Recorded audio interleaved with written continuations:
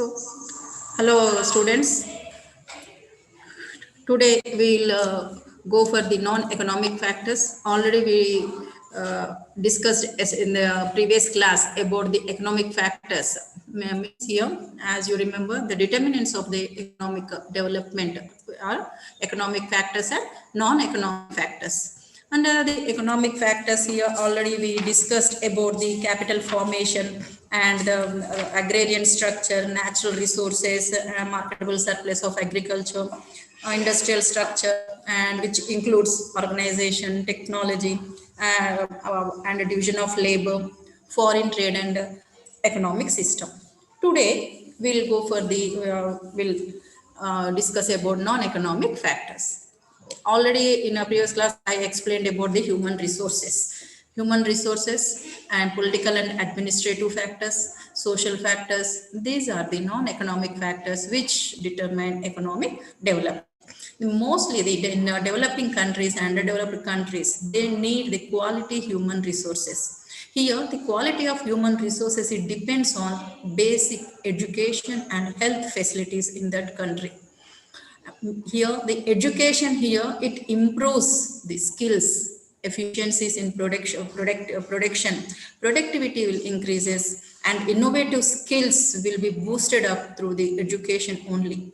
So here, to go to adopt and to follow the modern and the aspects and the whatever the advanced changes have been taking place in the economy here, it is compulsory to understand.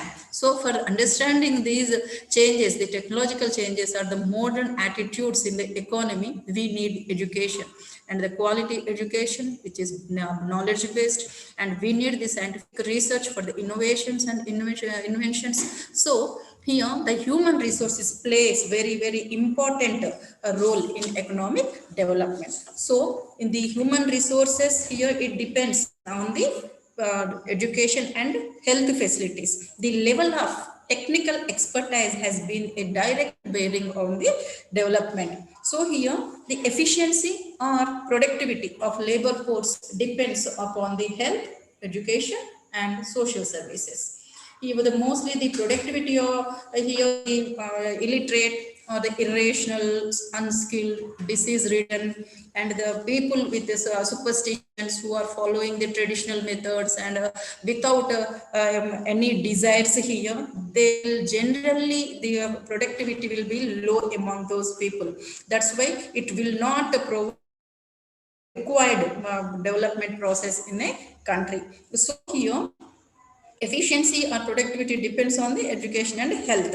According to the Schumpeter here, it is according to him, it is impressions that the innovations done by the entrepreneurs, and he attributed much of the capitalist development to this role of the entrepreneur class here. Means here the innovations have been taken an determinant for the economic development. Since the technology has now become highly sophisticated and we are giving you so much of attention for the research and development for further advancements. That's why today we are using the internet in all sectors, and also it is due to the great innovation and in modern times it had led an enormous changes in the information and technology. The communication skills are improved due to the research and development that is happened through the education only. That's why the education is more important for the development of human resource. If a person in a country, he need a good health facilities must be created by the government. Why? Because here the deceased person cannot contribute much for the product. Capabilities will be very less. He cannot work a longer time here. That's why here the mostly the educated people, healthy people, and the trained labor force will have the high efficiency of the productivity. That's why it leads to the rapid economic development. And also here, the people who are dedicated to the higher standards here with the competency and with the knowledge and honesty and with the performance they required are the important for the process of development. And the next one is the political and administrative factors. Political and administrative factors here, it is an important one. Here, why? Because here if you take the developing countries here, the developing countries India, Pakistan, Bangladesh, and these countries doesn't they contributed towards the economic development during the as when they are colonial the British government. If you take the slower development of India, Pakistan, Bangladesh, Sri Lanka, Malaysia, Kenya, a few other countries which are the past British countries colonies are there, but they were linked with the development of England during that period. Why? Because before the 1947, before independence, we are the colonies to the British government, and the British government, they used to export our primary goods and primary products and the raw material to their country, and they imported the finished goods to our country. And also the British government has been exploited these developing these countries, they call colonial countries, prosperity and their wealth. So the Dadabhai Nauroji also explains about in his classic works the poverty and un-British rule in India, the drain theory. In his drain theory means the drain of wealth and capital from India under the British rule was the major cause for the absence of development in India during that period before the independence. After independence, what we did, we have to, because of the British government, because of the British political rule here, we have been vanished the total prosperity and our development. Agriculture development was back end. Industries mostly they have been the sick industries have been there in our country. Why? Because the sickness is because of the rule of British government policies. So the policy they whatever, because the political and the administrative factors how they affect the development means it depends on the political situation in that country, the administration factors in that country. That's why here the colonies here whatever after the liberation, these colonies the independent after the independence, they are now on the growth path. So administrative and political structure, it is a big hindrance to the economic development, and the stable political conditions will stimulate the economic development, and peace, protection and stability have encouraged the development of entrepreneurship in developed countries. Why? Because if you take, I told you that as when we are a colony for the British government, we have been exploited by those that country. The British, if you take the growth of the Britain, Germany, United States, Japan, France, their political stability is strong. That's why the administration is very strong. That's why they developed. If you take the Italy here, it has not been able to grow or develop here because of the instability, political instability and the corrupted, weak administration. So here the peace, protection and the stability has been encouraged by the development of the entrepreneurship in developed countries. Here, compulsorily, every country, they have to adopt the appropriate monetary and the fiscal policies according to their economy's situation and their condition.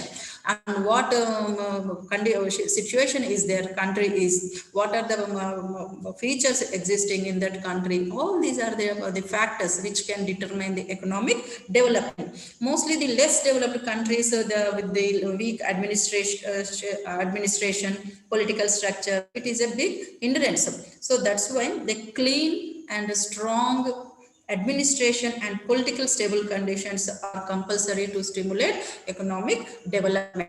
So the country, because they as here the non-economic, under the non-economic factor, the political and administrative factors, they will determine the economic development, the political stability, the strong administration and the policy making and the plans, the approval of the plans to achieve our targets. All these will determine the economic development.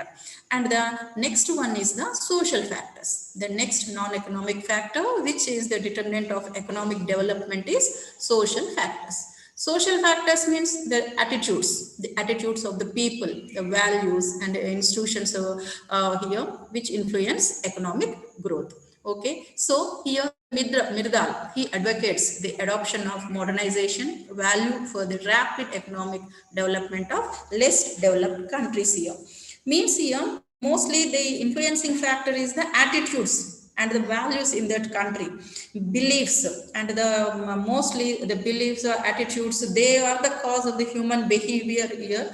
Means what it is will comes from their attitudes only. Values here means it motivates the human behavior towards their wants, towards their ends, particular ends here.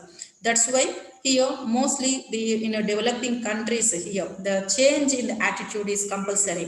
For the change in attitudes due to the modernization of values which leads to the development here, and also for the development of agriculture, industrial, and the tertiary sectors in the economy. So here this is only happened, the development in these countries can be only happened by the modernization. Modernization, it is the compulsory, it will be possible with the proper entrepreneur skills only, with the proper technology. The modernization is it needs the skills and the research and development, and then only with the, and also entrepreneur skills, decision making, policy making, all these things will be by the strong entrepreneurship only can do. So that's why here, according to the Mirda here, due to the lack of entrepreneur skills also, and the deficiencies in the persons leads to the underdevelopment. That's why the right attitude for the entrepreneurship is needed in developing countries. So the modernization of values in regard with these attitudes can promote the entrepreneurship, and they can motivate the and it will be motivation to the economic development, in another words. So in developed countries, if you see the higher quality institutions which have been there here, the desirable behavior and the part of economic agents, there is an quality is there. But in the less developed countries, due to the weak social institutions here, it is now one of the weakness for the development. And also mostly in these developing countries, the people are influenced by the traditional customs, and they will give more value for the leisure, and they will the commitment, the less commitment, and the mostly they concentrate on the ceremonies, festivals and unproductive programs in their countries. That's why it will not accelerate the growth. The people who involve most of the time in the productive activities can contribute more for the development. The growth process here, it can be done only by the people's attitudes and by their desires only. The people show interest in the development activities only when they feel that the fruits of the growth has been distributed fairly among the economy. Means here inequalities and the is one of the main weakness here in these countries here. Inequalities in income and wealth. If there is a growth process is taking place in that economy, means they think that the fruits of that growth was not reached to them in proper way. Means the equitable distribution of income and wealth is needed in this country. And the mostly these when they feel that the growth whatever the advantages of the development and growth are there, when they are reached to them in the proper time here, then they can show interest and commitment towards the production activity. That's why, so according to the number of countries, they suggest, according to their experiences here, the defective social system it allows only to enjoy some elite groups only. Means the benefits of growth can be enjoyed by some of the group of a people or a section of people or some elite groups only. Generally the people here, the mass of people develop apathy towards the state's development program due to these concerns. So here under these circumstances here, the compulsory the development projects which have been undertaken by the state here, they, if the masses wants have to be participate in them, means they have to get their correct distribution, then only their interest and the commitment will be increases. And also the India is experienced during the whole period of our development planning here. In the why? Because it is in modern sector is an undisputed factor here. New agriculture strategy has been given raise for the rich people only. Why? Because whatever the strategies they introduced in the green revolution, they given fruits to the some section of the people and to the larger to the landlords and the larger farmers only, but not to the small farmers and the marginal farmers.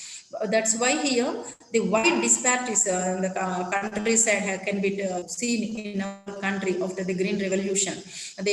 Why? Because the cost of the inputs, the pesticides, chemicals, all the new machinery, all these can be afforded by the rich people only, or by the landlords or the large farmers only, but not by the small farmers. That's why mostly the small farmers, marginal farmers, they are not afforded towards these costly inputs. The fruits of the strategy, new strategy, has been enjoyed by these class of people only. So the democratization of institutions and the mass participation would ensure the equitable growth in developing countries or underdeveloped countries. So it is compulsory here the willingness of transformation from the old attitudes to the new attitudes, or the modernization, and the transformation from the traditional methods to the technical methods, primitive techniques to the advanced techniques, values and institutions. Whatever the obstructing causes are there in the path of economic development, they have to be,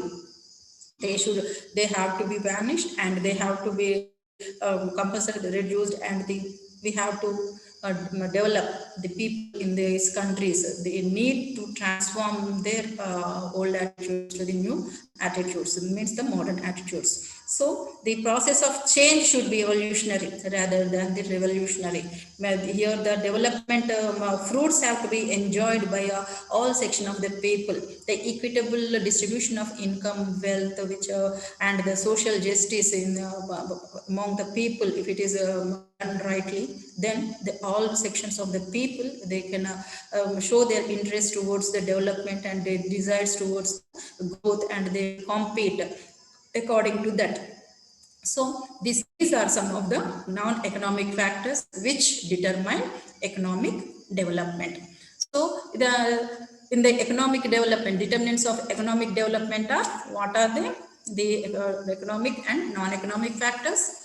And under non-economic factors, today I told you about these. These are social factors and some the human resources, political and administrative factors. And then next one here, it is the topic in your here is the characteristics of developed economies. Generally, here the countries have the per capita income here, and the per capita income means here it is less than the quarter of the real per capita of the United States. They are called as an underdeveloped. But in UN publications, it refers and describes them as a developing economies. Now, here that underdeveloped countries, they are being mentioned as described as a developing countries, developing economies. Means why? Because they are passing through these development process which has been initiated in that country. That's why we have the developed economies and developed economies. Here, the classification according to the World Bank report in 2014, it is entitled with Risk and Opportunity Managing Risk for Development. The world economies have been divided into 4 based on per capita gross national income in dollar value. So according to this here, it is income classification here, per capita income classification. They are classified as low income economies, low income economy, upper middle income economies, and the high income economy. Here it is taken as based on the per capita incomes. Per capita incomes of gross national income in the dollar value. Low income groups here, they will have in US dollars only 1035 or less than it. If the country is having the less than 1035 per capita income, means that is a low income economy. And the low middle income economy here, it is with the 1036 to 4085 US dollars. Means the per capita income between the 1036 to 4085 rupees can be considered as low middle income economies. And here the per capita GNI about the $4,086 to $12,615 is considered as upper middle income economy. And the above 12,616 and more per capita incomes are considered as a high income economies. So economic aspects of developed economies refers to the higher level of economic growth, per capita income, gross domestic product, and standard of living and consumption levels. So according to the classification, 4 types of classifications which are based on per capita GNI here with the dollar values, the low income economies, low middle income economies, upper middle income, high income economies. Less than 1035 are considered as in low income economies, and high income economies more than 12,616 are considered as in high income economies. And here we have some main characteristics of developed economies. Here, the developed economies, it is characterized by an increase in the capital resources, improvement in efficiency of labor, and better organization of production in all spheres. The development of means of transport and communications, growth of the banks and financial institutions, urbanization and standard of living, and the improvement in education and health facilities. And the people, they will have the great leisure and they will have more recreation facilities here. And also they'll have their horizon of the people, the mental horizon of the people is in a broader way, and so on. We can see some characteristics. So in short, here the main characteristics of developed countries are the significance of services and industrial sector, means the importance is given to the industrial and service sector. Agriculture sector role is very less when we compare developing countries. And the next, high rate of capital formation will be there, and they will use the modern techniques and skills, and the national incomes and gross domestic product per capita incomes will be more because of their skills, because of their capital, the more, because they have the more capital and their less population here, the growth of population will be less, and the per capita in the national income is more. When the growth of population is less and national income is more, then we can understand that they will have the high per capita incomes. So here